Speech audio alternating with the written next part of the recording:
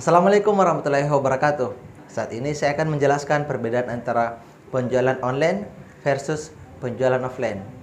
Yang mana yang lebih bagus, yang mana lebih nyaman untuk kita laksanakan, yang mana yang lebih utama untuk kita dahulukan. Berikut ini penjelasannya. Tentang penjualan offline, yaitu bagaimana kita memasarkan produk atau jasa kita secara offline. Artinya tidak menggunakan digital marketing atau media sosial. Misalnya, pada saat kita ingin melakukan sebuah penjualan, perlu kita memperhatikan yang namanya place atau tempat. Kemudian tempat yang kita akan pilih ini adalah tempat yang strategis, yang gampang untuk dicapai, gampang untuk dijangkau, dan intinya yang namanya traffic itu sangat-sangat besar di sekitar situ, sehingga orang yang lewat di situ bisa melihat dengan mudah, dan begitupun customer yang telah mengetahui kita sebelumnya juga bisa mencapai tempat tersebut dengan sangat-sangat mudah. Yang berikutnya adalah kalau kita bicara tentang penjualan offline, pastinya kita akan berbicara tentang bagaimana appearance atau penampakan atau penampilan dari produk atau jasa yang akan kita tawarkan.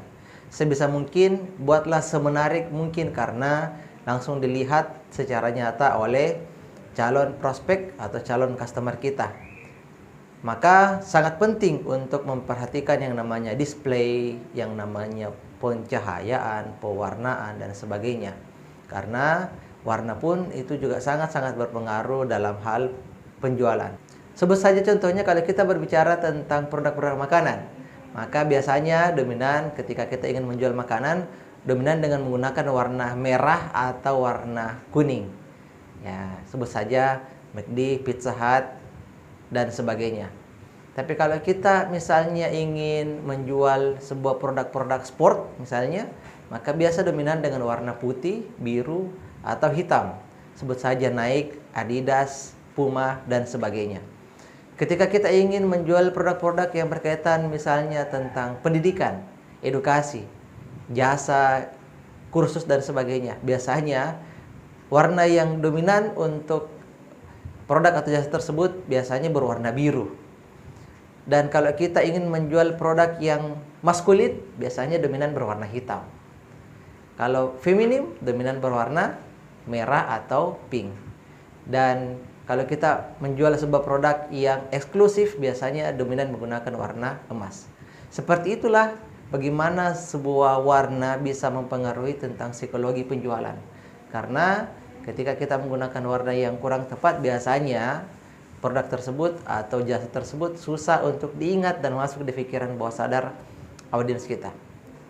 Lanjut, kalau kita berbicara tentang penjualan offline, itu akan berkaitan dengan bagaimana cara kita mempromosikan produk atau jasa kita. Maka ada dua media yang biasa kita gunakan. Tadi ada yang namanya media massa dan ada namanya media elektronik. Nah, kalau tentang iklan, maka biasanya kita menggunakan berbagai teknik, metode, strategi yang mudah untuk eye catching atau gampang untuk dilihat dan menarik untuk dilihat. Contoh misalnya kalau kita ingin menjual sebuah produk atau jasa secara offline, kita bisa menggunakan media iklan seperti spanduk, roll banner, X banner, dan sebagainya. Karena dengan adanya itu orang bisa melihat dari jarak jauh bahwa di situ ada sebuah bisnis, di situ ada sebuah produk atau jasa yang dijual. Nah, selanjutnya kalau kita berkaitan tentang people, ya, dalam penjualan offline ini, maka otomatis harus ada orang yang kita hire, kita pekerjakan untuk menjadi karyawan misalnya di tim penjualan kita. Ada yang standby di toko tersebut, ada yang standby di tempat display tersebut, jualan tersebut, supaya ketika ada calon customer yang datang, ada yang bisa menjelaskan tentang produk atau jasa kita. Kemudian kalau berbicara tentang packaging, maka ini juga akan sangat-sangat berpengaruh. Karena packaging itu bukan cuma tentang penampilan dari produk kita atau jasa kita, tapi juga tentang bagaimana efisiensi harga dari produk atau jasa kita.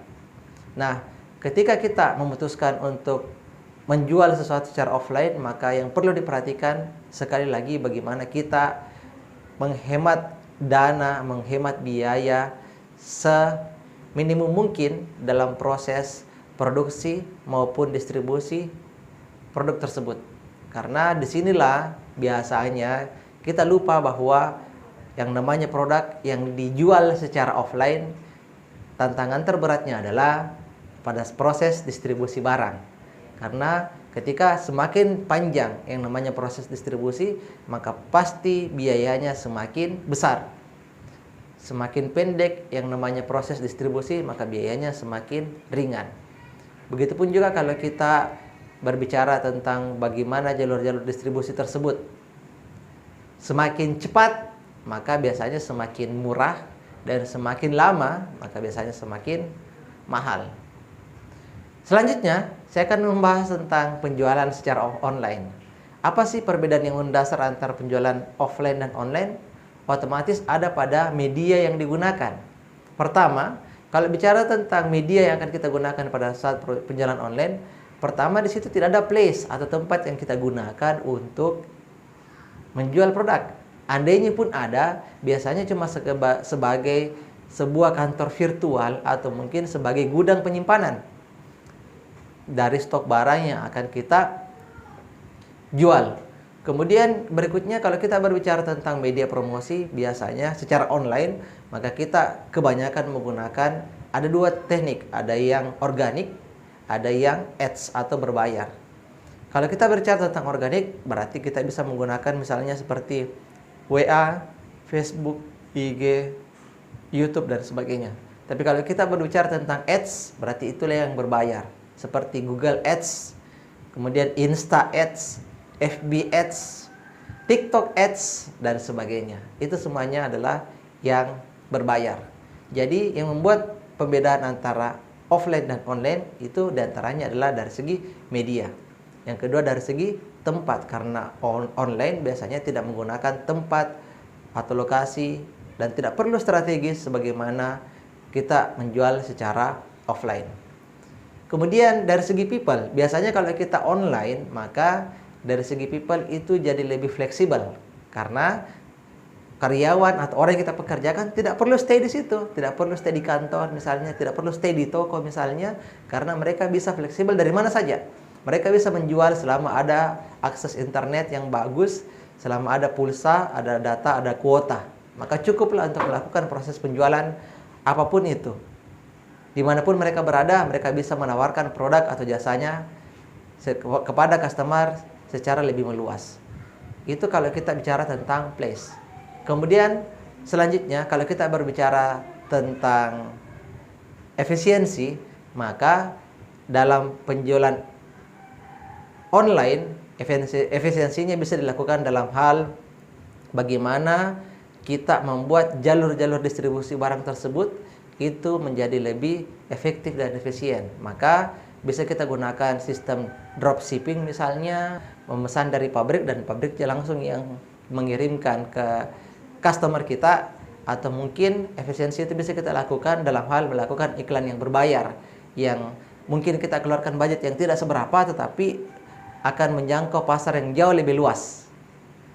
Kemudian tantangannya kalau online adalah kita akan ketemu dengan berbagai jenis customer yang mungkin saja ada di antara mereka yang sulit untuk percaya. Kenapa? Karena sulit untuk melihat langsung produknya atau jasanya seperti apa. Karena yang namanya online itu pasarnya sangat-sangat luas, kompetitornya juga sangat-sangat luas. Mereka bisa menggunakan marketplace kapan saja dan di mana saja. Otomatis yang paling utama dari online adalah bagaimana orang percaya kepada kita, karena tidak pernah ketemu langsung dengan kita misalnya, tapi mereka mau membeli produk atau jasa kita dari marketing atau promosi yang kita lakukan. Sekian, semoga bermanfaat. Sampai ketemu di episode selanjutnya. Assalamualaikum warahmatullahi wabarakatuh.